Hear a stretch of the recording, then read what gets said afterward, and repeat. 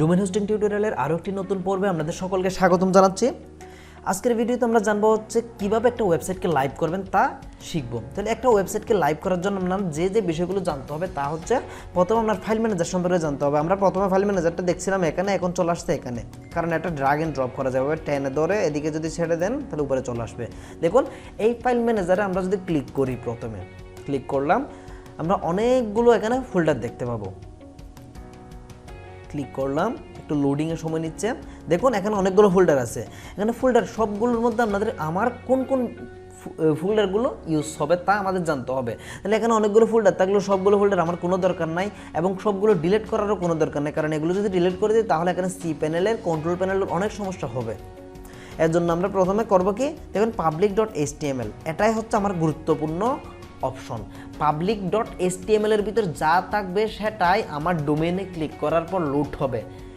এই কথাটা মনে রাখবেন, পাবলিক HTML এর ভিতর যা থাকবে আমি যদি আমার ডোমেইন লিখে এন্টার দিই তাহলে তাই লোড হবে। এটাতে ক্লিক করলাম, ডবল ক্লিক করার পর দেখুন এখানে অনেকগুলো ফোল্ডার আমরা দেখতে পাচ্ছি। এখানে অনেকগুলো ফোল্ডার আমরা যদি দেখতেও পাই সমস্যা নাই। এখানে অনেকগুলো ফোল্ডারের মধ্যে আমাদের ইউজ হচ্ছে নির্দিষ্ট কয়েকটা ফোল্ডার। যেমন ধরেন এখানে আরেকটা XYZ নামক একটা ফোল্ডার আছে, এটা হচ্ছে আলাদা একটা ডোমেইনের জন্য। আমি আপ দিলাম, এখানে যে ফোল্ডার CSS ফন্ট, হসসাin ফন্ট দেখতে পাচ্ছেন, এগুলো হচ্ছে আমার একটা ওয়েবসাইটের জন্য।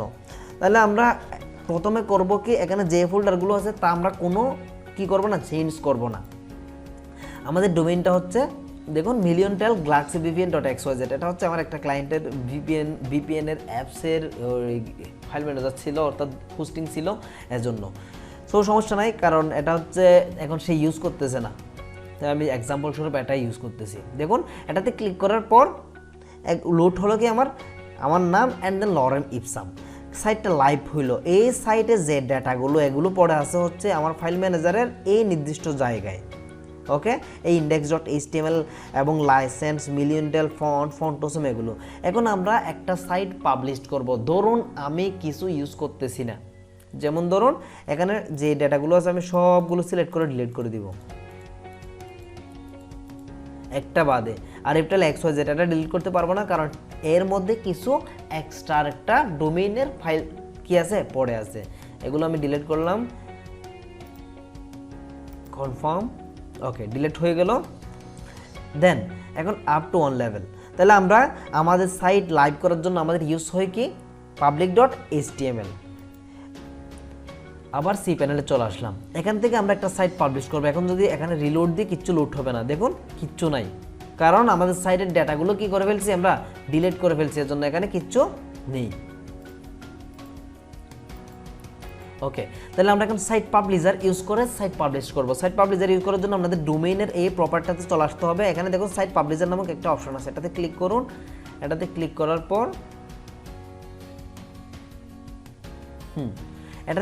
পর আপনার যে ডোমেইনগুলো আছে সেই ডোমেইনগুলোর মধ্যে যে কোনো একটা ডোমেইন সিলেক্ট করতে হবে। আপনার যদি একটা ডোমেইন থাকে তাহলে ওই একটা ডোমেইনে সিলেক্টেড অবস্থায় থাকবে, দুইটা থাকলে দুইটাই সিলেক্টেড অবস্থায় থাকবে।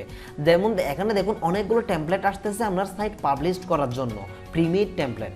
এগুলো আপনার ডেটাগুলো জাস্ট চেঞ্জ করে দিতে হবে। এখান থেকে আমি একটা টেমপ্লেট ইউজ করব। টেমপ্লেটটা হচ্ছে এটা ডেভেলপারের জন্য এই টেমপ্লেটটা যথেষ্ট সুন্দর, যদি আপনি একদম সিম্পলিফাই ভার্সন ইউজ করতে চান আর কি। এখানে আপনার নাম দিবেন, আমি আমার নাম দিচ্ছি হসসাin, অ্যান্ড দেন নেম প্রফিক্স হবে। এখানে প্রথম হবে শুধু সাজ্জাদ, অ্যান্ড দেন কপি, তারপর prefix, and then UX web,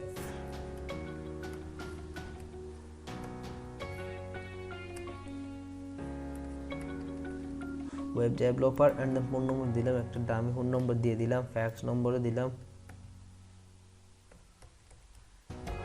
email দিব dv@g। এক্সাম্পল স্বরূপ দেখাচ্ছে, স্ট্রিট অ্যাড্রেস দিব হচ্ছে ctz 0399,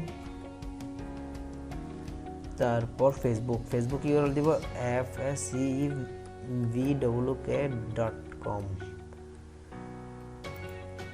twitter.com, টুইটার, মানে এগুলো এক্সাম্পল স্বরূপ ইউজ করতেছি। তিনটা পড়ে গেছে। Okay, and then primary colour, secondary colour, এখান থেকে আপনারা কালার সিলেক্ট করে দিতে পারবেন। প্রাইমারি কালার আমি এটা রাখতে চাচ্ছি না, ধরুন এটা রাখবো। ওকে, কন্ট্যাক্ট মি বাটন টেক্সট, হ্যাঁ, CUNTCT contact me. Button link ধরুন আমি দিয়ে দিলাম আমার ওয়েবসাইটটাই দিয়ে দিলাম সেম, অ্যান্ড দেন প্রোপেট। ওকে, বায়োগ্রাফিতে আমি লরেন ইপসামের কিছু টেক্সট দিয়ে দিব।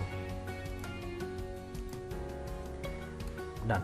এখন আমি যদি পাবলিশে ক্লিক করি, কিছু একটা মিসিং হয়েছে না হয়তো বা, your return there has from return 2 errors. আচ্ছা, ফেসবুক এই লিঙ্কগুলোর কারেক্ট না, এজন্য এররটা আসলো। লিঙ্ক আমি বাদ দিয়ে দিলাম ধরুন। আচ্ছা, লিঙ্ক বাদ দিতে হবে না, আমি রিয়েল ফেসবুকের লিঙ্কটাই দিয়ে দিই, www.facebook.com। একটু সময় লাগবে আমার লিঙ্কটা লোড হইতে। আচ্ছা, তাছাড়া আমরা আমার ইউটিউব থেকে তুলে নিতে পারি লিঙ্কগুলো, এখান থেকে না নিয়ে ইউটিউব থেকে আমরা লিঙ্কগুলো নিয়ে নিতে পারি। যদি আমার নেট কানেকশন স্লো, এর জন্য আমি এক্সট্রিমলি সরি, মোবাইল থেকে ডেটা ইউজ করতে হয় মাঝে মধ্যে।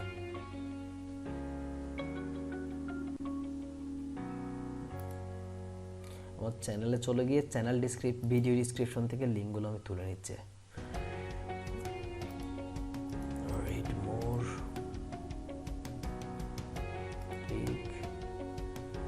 দেন আপনারা যদি ওয়েব ডিজাইন শিখতে চান, এখানে সব টিউটোরিয়াল অলরেডি সাজানো আছে, আপনারা এখান থেকে ইজিলি শিখে নিতে পারবেন। এখানে ফেসবুক লিঙ্ক